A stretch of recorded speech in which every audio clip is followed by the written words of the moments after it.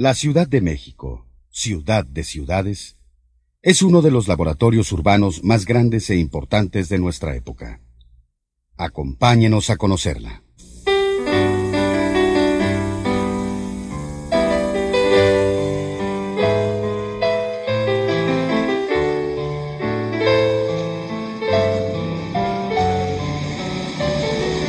Corría el año de 1737.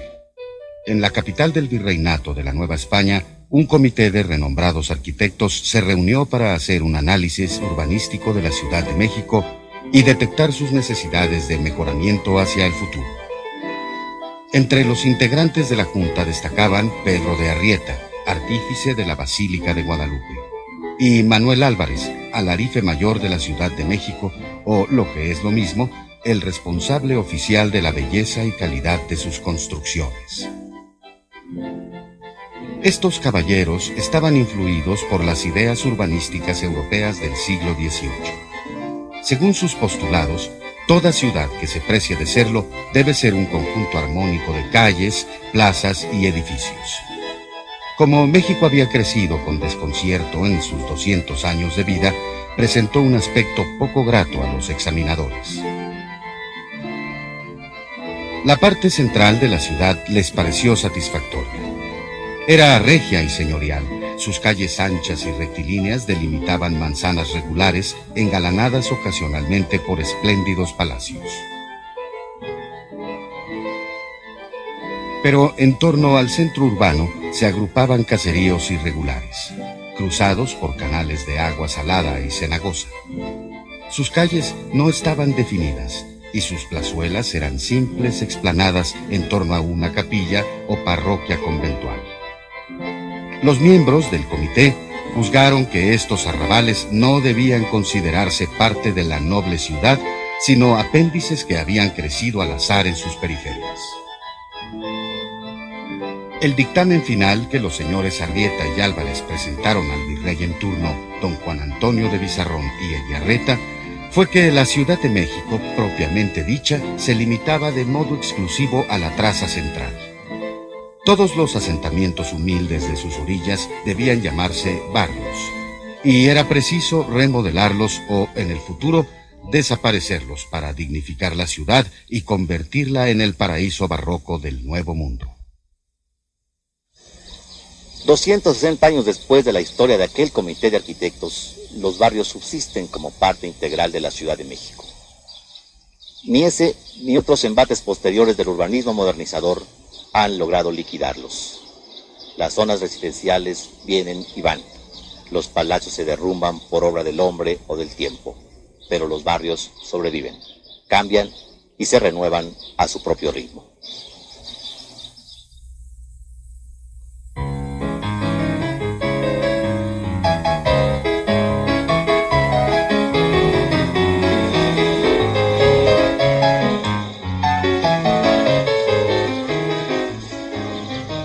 Los barrios son y han sido asentamientos populares que poseen un fuerte sabor tradicional. Su surgimiento espontáneo no lo han dictado proyectos utópicos, sino las propias necesidades vitales de la población. Más allá del urbanismo y los sueños de la modernidad, el barrio no se planea, simplemente existe. Y como tal, define la fascinante personalidad de la Ciudad de México. En la historia de la Ciudad de México, el concepto de barrio se ha usado con acepciones distintas. A veces para mencionar algo detestable, otras para designar lo pintoresco, y también se ha aplicado con rigor sociológico. Por tradición, algunos grupos acomodados de la sociedad capitalina han visto a los barrios como la Nueva Babilonia, asentada en el Valle de México, cunas de maleantes, peligrosos submundos o focos de la degradación del orden moral y las buenas costumbres.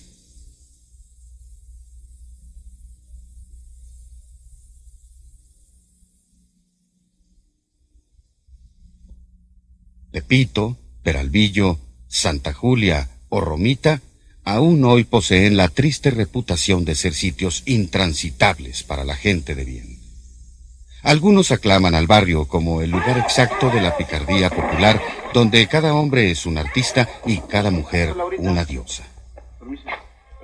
Desde este punto de vista, los barrios generan algunas de las manifestaciones más puras y festivas de la cultura mexicana. Los sociólogos, por su parte, definen el barrio en tono más serio. Es el territorio en que las personas verdaderamente conviven, el espacio colectivo donde surge una dinámica urbana especial. Es el lugar que resguarda la identidad de sus miembros gracias a su estrecho vínculo con el resto de la comunidad. Entre tal cúmulo de opiniones, a veces contradictorias, se oculta la naturaleza misma del barrio que a unos inquieta y a otros fascina. ¿Qué son los barrios? ¿Por qué es tan difícil definirlos?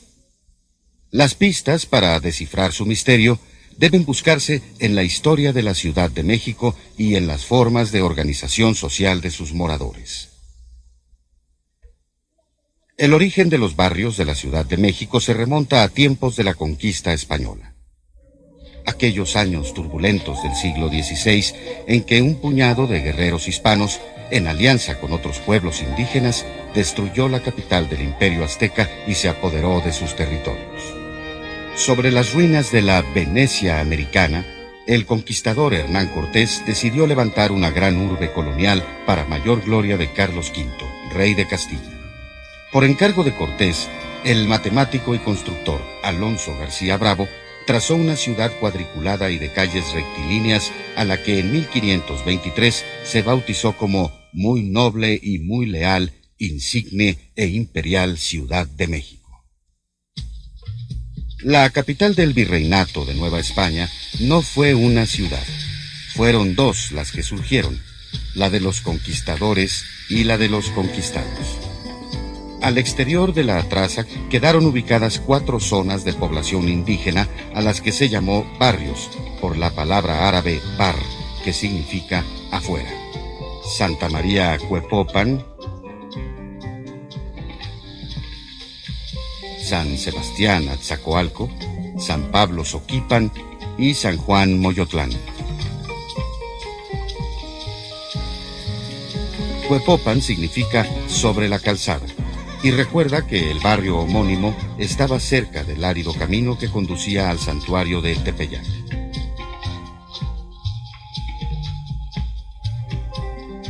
Atzacoalco, o donde está el tapón del agua, indica que el barrio colindaba con el dique o albarradón que los españoles construyeron para impedir que las aguas del lago de Texcoco inundaran la ciudad.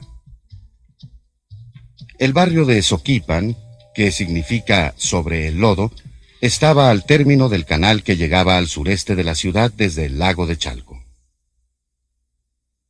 Finalmente, Moyotlán, barrio dedicado a San Juan, significaba en lengua náhuatl lugar donde abundan los moscos. En el rumbo se fundó más tarde el convento de monjas llamado San Juan de la Penitencia, y el nombre original del barrio cambió por el de San Juan de Letrán.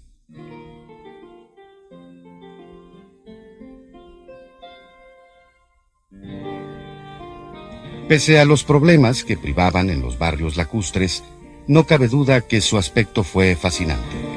Sus caseríos desperdigados entre canales, acequias y callejuelas deben haber conferido al México Viejo una fisonomía única entre las ciudades del mundo occidental. Hacia 1690, el fraile franciscano Agustín de Betancourt describió con agrado el aspecto de estas zonas.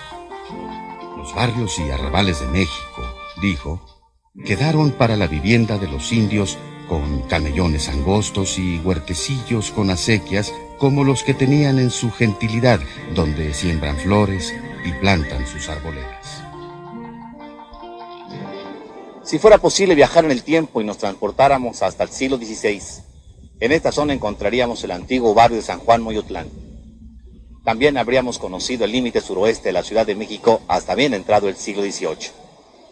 Más allá de esta capilla, todo eran llanos, pantanos y lomas, que a lo largo del tiempo han sido colonizados por la creciente población capitalina. El barrio de San Juan ya no existe, pero aún quedan vestigios de su pasado colonial. Este templo es uno de ellos, y también la réplica de la fuente del Salto del Agua, que durante el siglo XVIII abasteció a los vecinos con el líquido de los manantiales de Chapultepec. Es mucho lo que subsiste, pero más lo que ha cambiado. Por ejemplo, en el espacio que ocupan esos edificios y la avenida San Juan de Letrán, se emplazó el Tecpan de San Juan, que fue la casa de gobierno de los indígenas de este barrio y el resto de la ciudad hasta tiempos de la independencia.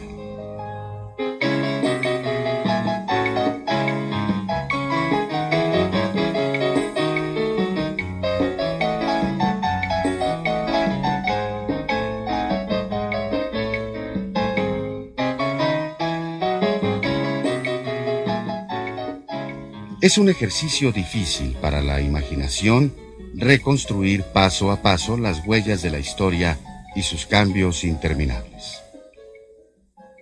En el siglo XVI, caminar por lo que hoy es el eje central hacia el norte nos habría conducido hasta el barrio de Santa María Cuepopan.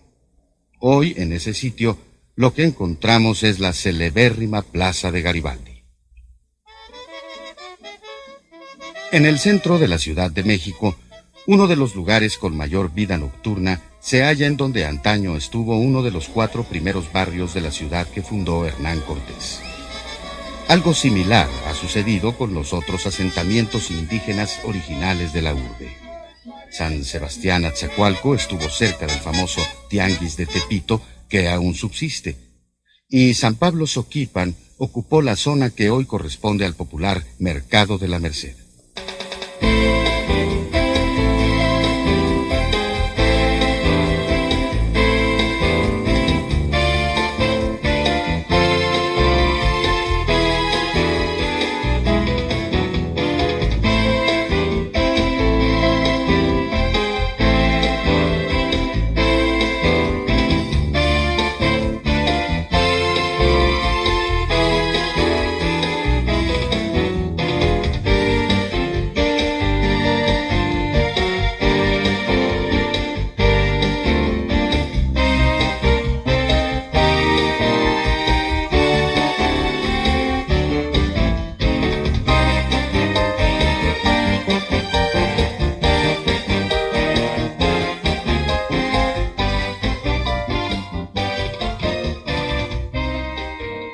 El crecimiento urbano de la Ciudad de México es un fenómeno reciente, pero también se produjo en menor escala durante los siglos XVII y XVIII. Ya en ese periodo, los nombres indígenas de sus 4 barrios originales desaparecieron de la historia. Cada uno de ellos se extendió y se fragmentó en nuevos suburbios, formados por los artesanos y trabajadores que la ciudad de los virreyes necesitaba para su buen funcionamiento. Tepito, Santa María la Redonda, San Lázaro, Soledad, La Palma, El Matadero, San Antonio Abad, Manzanares, Las Recogidas, Colegio de Letrán, Belén de las Mochas, San Juan de la Penitencia y Romita fueron algunos de los barrios más célebres que surgieron durante el período colonial. La mayoría de ellos ya no existe, y sus bellos nombres solo dan una pequeña idea del exquisito costumbrismo que caracterizó al México de antaño.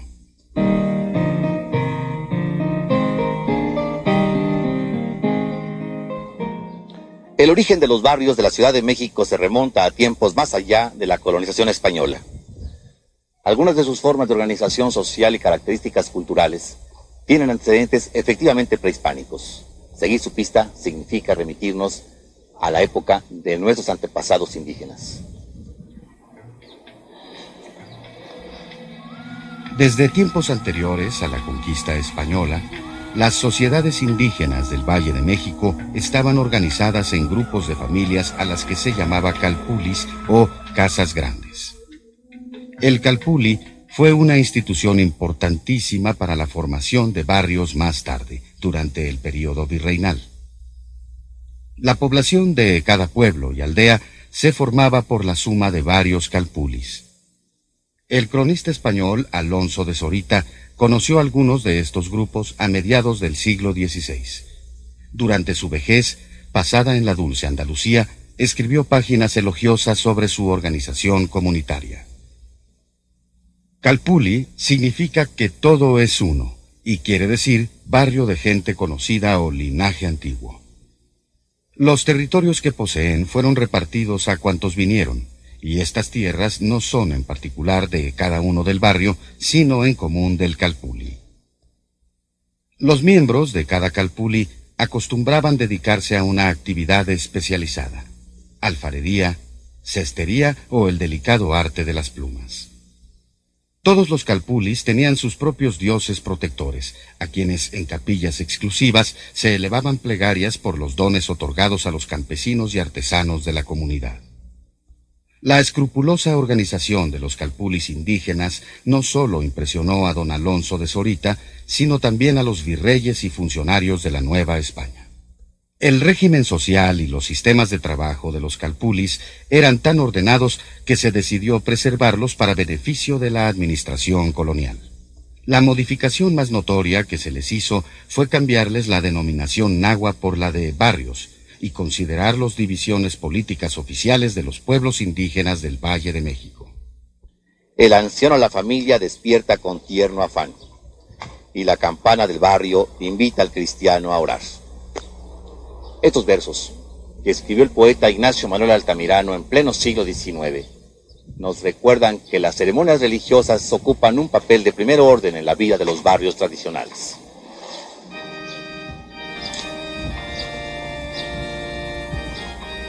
Desde el siglo XVI, los evangelizadores españoles descubrieron la función religiosa de los Calpullis y la aprovecharon para difundir la fe cristiana. No hubo barrio de los pueblos del Valle en el que no se fundara una parroquia o capilla, a cuyo santo patrono las comunidades indígenas ofrecieron el mismo respeto que a los antiguos dioses protectores de los Calpullis. Muchos de los antiguos pueblos del Valle han sido absorbidos a lo largo de la historia por la expansiva Ciudad de México. Xochimilco, Coyoacán, Culhuacán, Iztacalco, Chimalhuacán, Azcapotzalco, Milpa Alta e Iztapalapa son solo algunos de ellos, y sus barrios tradicionales hoy forman parte de la capital. En muchos de estos pueblos, la modernidad no ha disuelto las viejas costumbres de cada barrio. Los vecinos aún integran cofradías encargadas de organizar las ceremonias religiosas de la comunidad. Los santos patronos siguen dando nombre a cada uno y sus respectivas fiestas se celebran con rigurosa exactitud, con toda la seriedad y el colorido de antaño.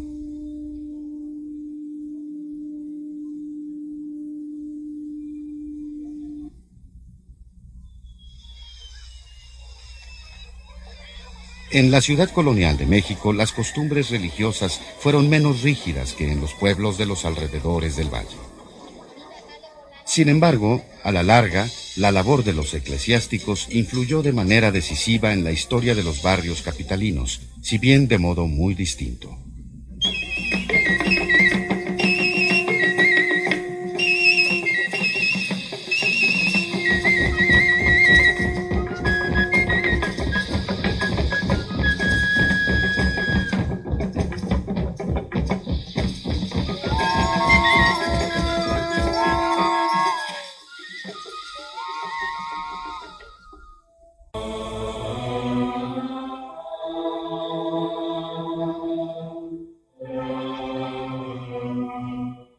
Los vecinos de los barrios solo conocían el exterior de los conventos de monjes y monjas, pero muchos de sus misteriosos recintos terminaron en propiedad de la población civil.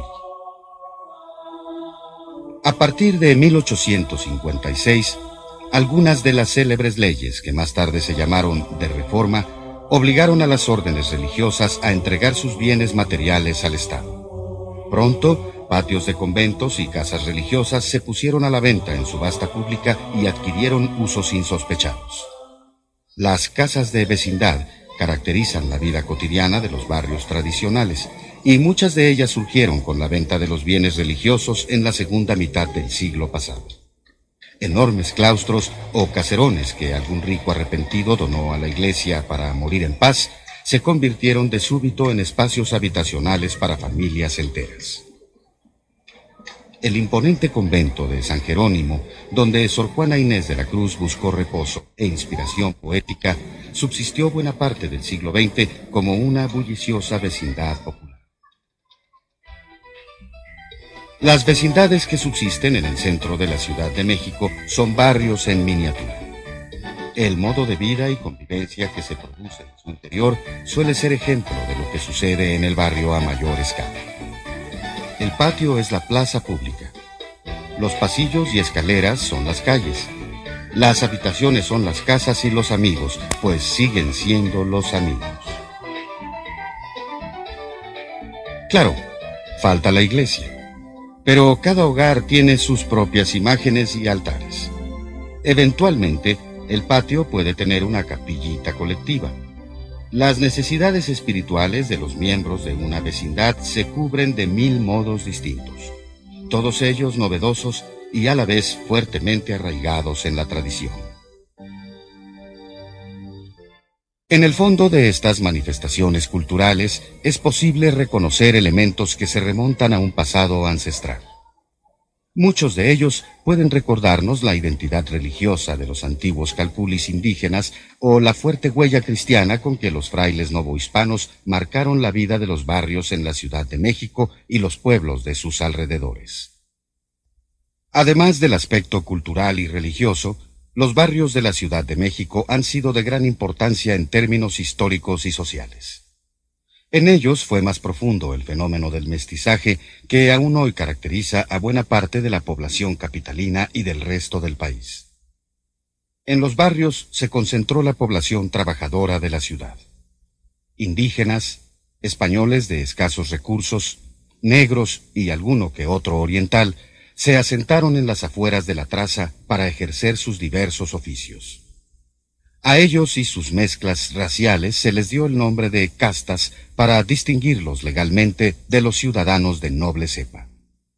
El culto al color de la piel que prevaleció en la América española adquirió matices complejísimos en la gran Ciudad de México.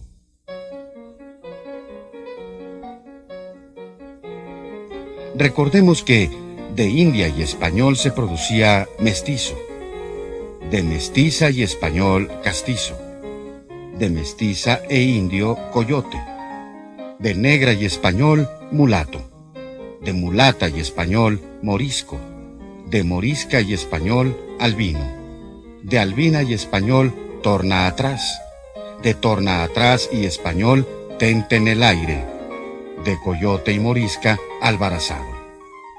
Todas estas estrambóticas combinaciones que, según el ingenio popular, también determinaban el temperamento, las cualidades y defectos de las personas, dotaron a los barrios de una población variopinta y contrastada. Cada individuo se distinguía de los demás, fuera por el color de su piel, su oficio, modo de vestir o hasta por su destreza en las lides amorosas. Cada barrio de la Ciudad de México llegó a tener sus tipos populares característicos y exclusivos. De San Pablo era el pipero, que recogía las heces de los vecinos en un barril. De Manzanares, la Chintlatlagua, seductora de las calles. De San Jeronimito, el locero, traficante de platos rotos. De la Candelaria procedían las pateras o vendedoras de patos enchilados. Y de San Lucas, el lechero, que sobre su noble mula vendía cuartillos de leche bautizada con el agua de las acequias cercanas. Estos personajes pintorescos fueron característicos de los siglos XVIII y XIX, si bien hoy ya no existen. Pero los barrios son incansables productores de tipos populares, muchos de los cuales subsisten gracias a las oportunas modificaciones impuestas a sus oficios y costumbres. En este caso se encuentra el siempre vivo evangelista de la Plaza de Santo Domingo, que hasta en impresiones láser puede seguir entregando sus útiles romanzas a los amantes y letrados. A la masa de todos estos héroes anónimos siempre han podido sumarse individuos legendarios. cuya fama proverbial logró trascender la esfera del barrio para convertirse en gloria personificada.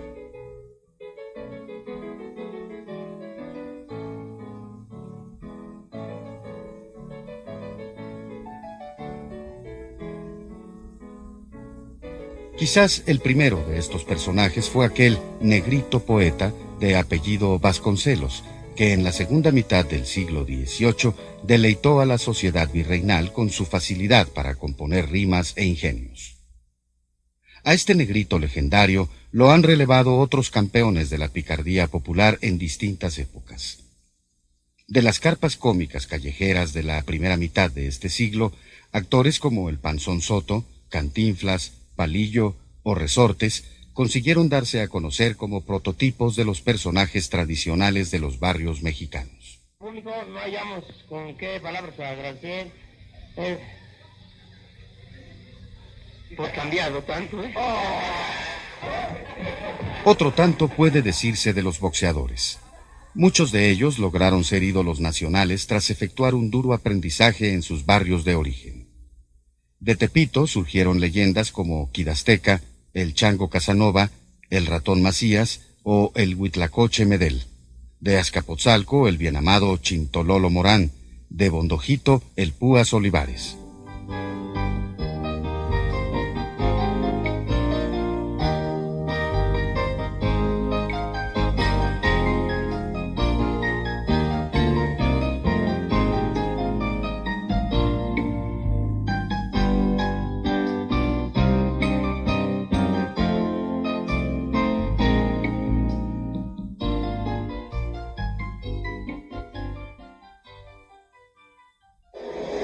Los triunfos, fracasos, fama y ruina de los ídolos de box pueden correr de boca en boca, como los poemas épicos en la Grecia de Homero.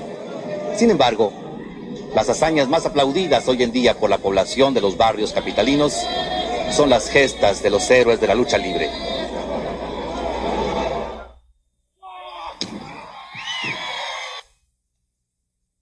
El colorido y la picardía son algunas de las características más notorias de la cultura popular que han producido los barrios de la Ciudad de México a lo largo de los siglos.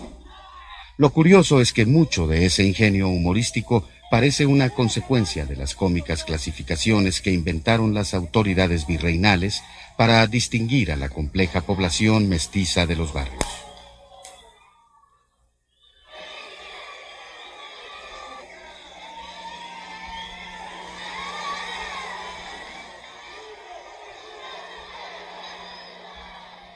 A principios del siglo XIX, la vida en los barrios de la Ciudad de México proseguía como en tiempos coloniales.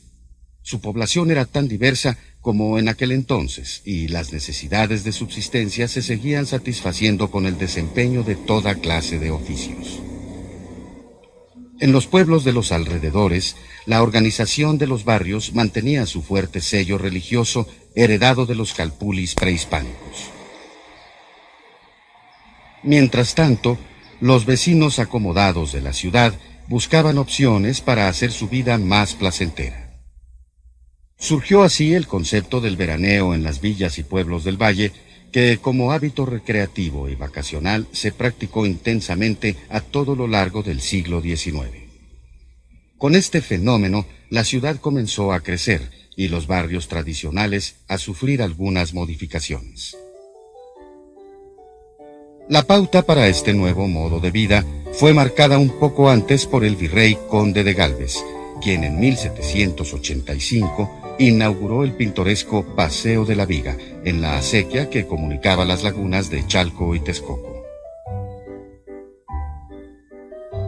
Los paseos por el canal hacia los bucólicos pueblitos de Iztacalco y Santa Anita se volvieron el principal atractivo dominical para los capitalinos. Ricos, pobres y hasta turistas extranjeros participaron de esta moda, cuyas delicias campestres describió el poeta Guillermo Prieto a mediados del siglo XIX. Rebosa la comitiva de Iztacalco en el recinto. Es divina la llegada y el desembarque es divino. Claman Diana los pistones, Diana entonan los requintos. ¡Qué saltos y qué monadas! ¡Qué sustos y qué equilibrios! Muchos pueblos indígenas que durante los siglos XVI y XVII solo eran visitados por frailes, burócratas y hacendados del virreinato, se convirtieron súbitamente en campamentos románticos para solaz de los capitalinos. Tacubaya, Coyoacán, Churubusco y Chimalistac recibían constantes oleadas de turistas y se destinaron a la construcción de espléndidas fincas de recreo contiguas a los barrios tradicionales. Uno de esos sitios de veraneo fue el pueblo de San Agustín de las Cuevas. Pese a su misterioso nombre, no es sino el conocidísimo Tlalpan, ubicado en el confín sur de la moderna ciudad de los barrios. Las procesiones de paseantes capitalinos recorrían el viejo camino a Iztapalapa, que entonces ya se llamaba Calzada de Tlalpan, para gozar de los exóticos placeres ofrecidos por el pueblecito. Ciertos viajeros visitaban el famoso Monte Calvario, donde uno que otro pícaro podía buscar una cueva para practicar las lides amorosas. Para disgusto de los moralistas, muchos individuos despreciaban el verdor del Monte Calvario y optaban por apostar en el tapete donde se practicaba el popular Juego del Monte, hoy conocido como Los Albures, o, como gustaba hacerlo el dictador Santa Anna, echar sus cuartos a favor del Giro o el Colorado. La fisonomía de muchos pueblos del valle adquirió tintes curiosos como resultado de las modas rústicas que imperaban en la Ciudad de México. Contiguas a los barrios indígenas tradicionales se alzaron espléndidas casonas, fincas campestres y fortalezas recreativas para solaz de los visitantes capitalinos. Coyoacán, Mixcoac, Tlalpan y Tacubaya, pueblos del sur y el oeste del valle, fueron los más solicitados en esta curiosa colonización de lo pintoresco. La zona del Pedregal de San Ángel, a la que los conquistadores españoles dieron el nombre de Malpaís por su agreste naturaleza, también adquirió un prestigio inusitado en el siglo XIX, época dorada de los viajes románticos. La reputación del antiguo pueblo de San Ángel subsiste hasta nuestros días, y su carácter pintoresco y residencial ofrecen numerosos atractivos a los modernos buscadores de placer citadino.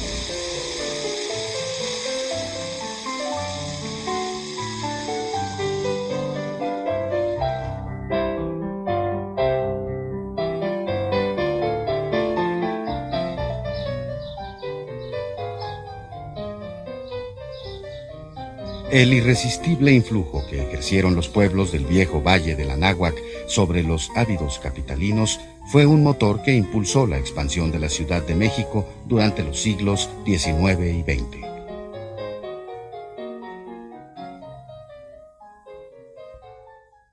Durante todo el periodo colonial y buena parte del siglo XIX, la urbanística del Valle de México fue muy simple. Existía una gran ciudad rodeada de barrios populares.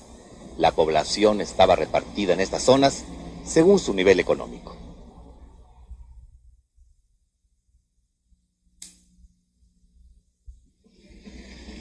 En los pueblos de los alrededores, los grupos indígenas habitaban sus barrios tradicionales y en algún lugar cercano se agrupaban las mansiones palaciegas o fincas de recreo de los ricos hacendados. Súbitamente, todo esto cambió. A partir de la segunda mitad del siglo XIX, la Ciudad de México vio crecer el número de sus habitantes. Nuevas oleadas de inmigrantes la ocuparon y su naturaleza urbana comenzó a adquirir variantes inusitadas. Donde antes solo estaban la ciudad y sus barrios, los pueblos vecinos y sus barrios, ahora surgiría un mosaico de nuevos conceptos habitacionales. Colonias, fraccionamientos, reacomodos y hasta ciudades satélites.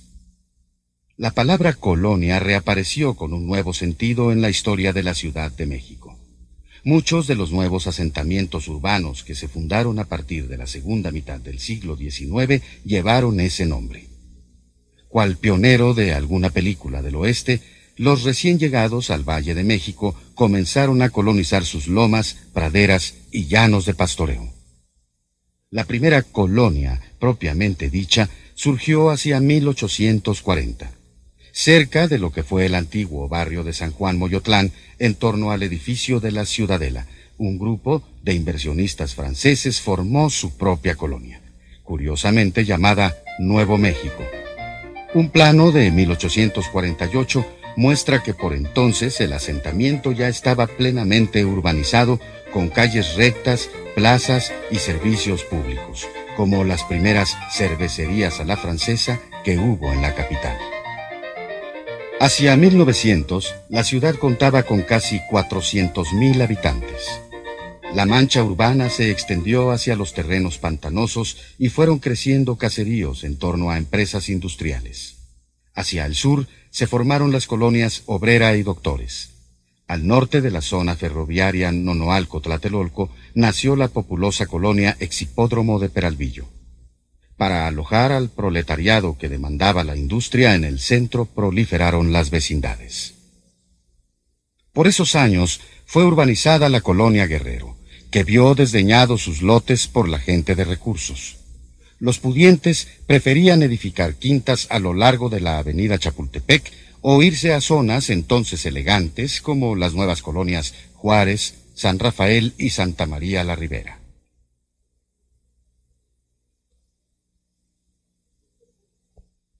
El fervor por Santa María no parece ser el único vestigio novohispano de esta colonia. Santa María la Ribera nació con su propia calle real, la del Ciprés, trazada a la vieja usanza española. El diseño rectilíneo dejó en el centro una magna plaza, como lo hiciera Hernán Cortés y Alonso García Bravo al fundar la Ciudad de México.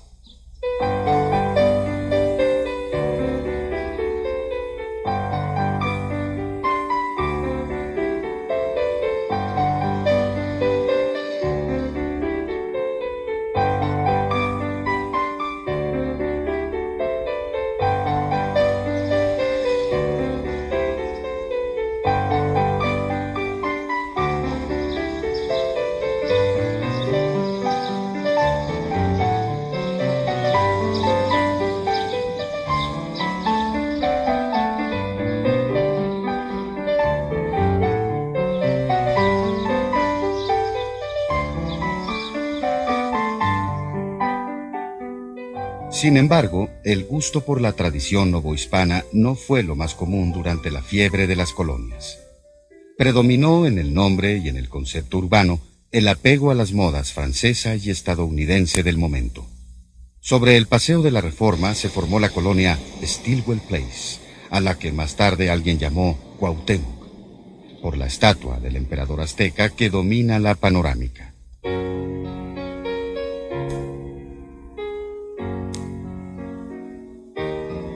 Los años 20 de nuestro siglo vieron el esplendor de la colonia Roma, fundada hacia 1904, y el nacimiento de las colonias Hipódromo, Condesa y Escandón. La mayoría de estas colonias fueron asiento de la nueva burguesía industrial que surgió en México en tiempos de don Porfirio. Su diseño trataba de imitar el aire de las ciudades europeas y proporcionar un toque exclusivo al vecindario, acorde con las exigencias de la clase media mexicana de la época.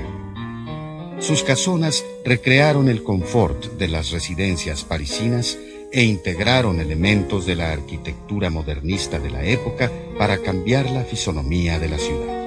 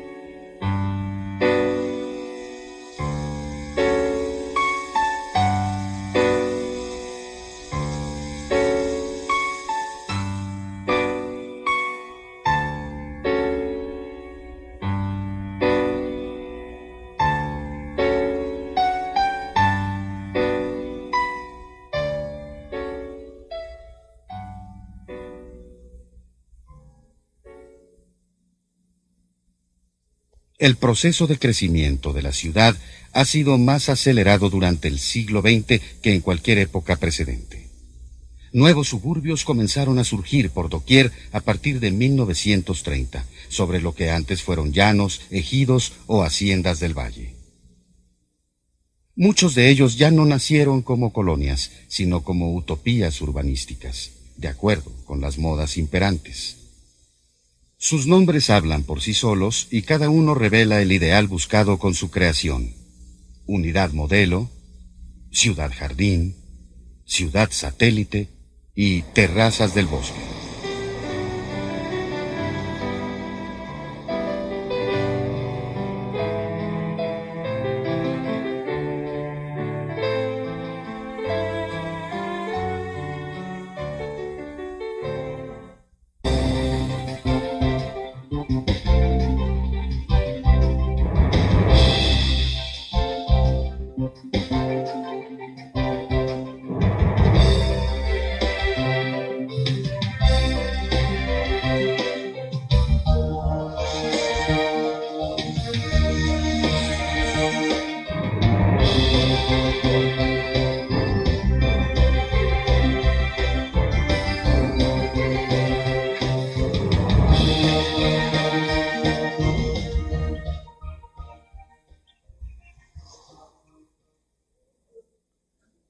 ¿Qué ha sido de los barrios con los nuevos conceptos urbanísticos del siglo XX?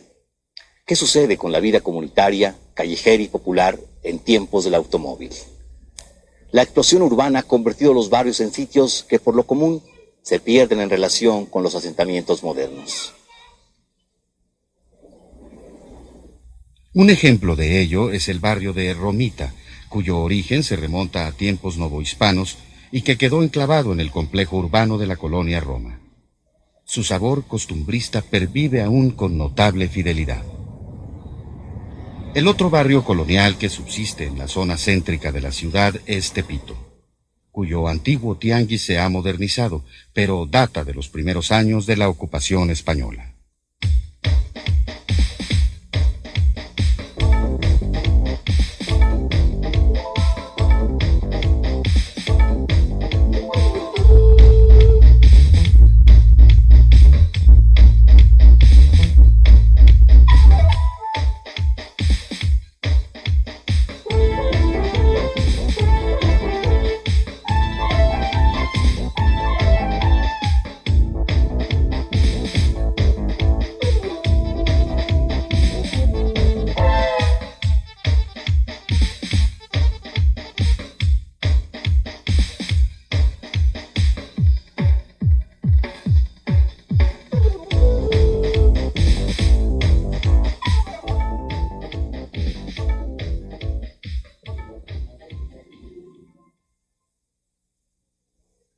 Otro signo de los tiempos modernos consiste en la definición de lo que es un barrio. Para muchas personas es sinónimo de lugar pobre y precario. Curiosamente, algunas colonias que nacieron con el siglo, como La Doctores, La Guerrero, Santa Julia o Peralvillo, en la actualidad son consideradas barrios por sus propios moradores. Sin embargo, los barrios no se definen solo en términos socioeconómicos, sino sobre todo según su cultura, tradiciones y origen histórico.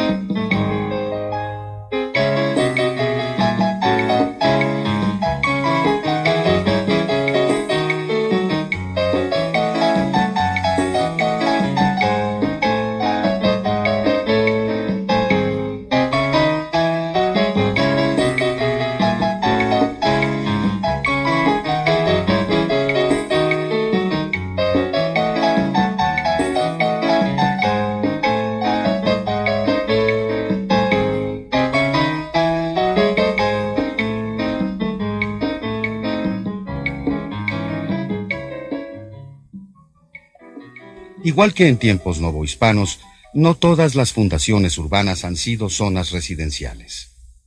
Los viejos lagos, desecados finalmente gracias a la tecnología de la época porfiriana, cedieron su sitio a numerosos asentamientos populares al este y noreste del Valle de México. Muchos de estos lugares, como Ciudad Nezahualcóyotl, recrean con fidelidad el ambiente de los barrios tradicionales, pese a su origen reciente.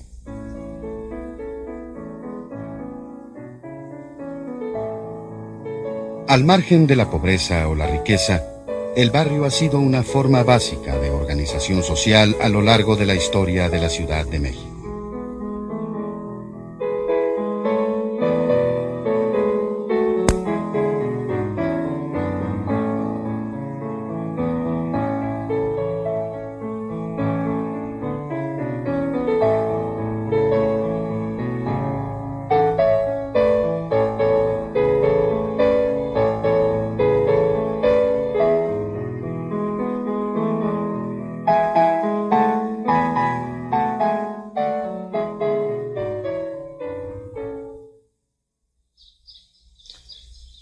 Muchas personas piensan que las modificaciones drásticas que impone el crecimiento urbano amenazan la existencia de los barrios tradicionales de la Ciudad de México. Sin embargo, la historia demuestra que su naturaleza es cambiante y adaptable a todo tipo de situaciones. El aspecto más importante y paradójico de este proceso es que los barrios han nacido y crecido al margen de la planeación urbana, pero hoy necesitan de ella para subsistir con vitalidad y gallardía. México es y ha sido una ciudad de barrios, y de nosotros depende brindar esa pequeña ayuda para que salgan airosos una vez más, ahora ante los retos de la modernidad urbana.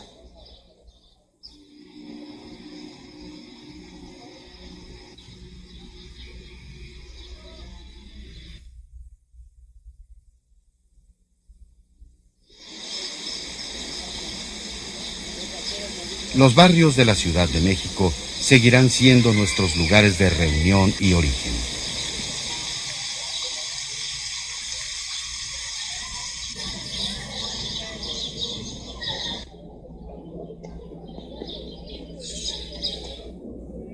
Su historia es la historia misma de los habitantes del Valle de México. Rica, compleja, bella y conflictiva, pero siempre fascinante.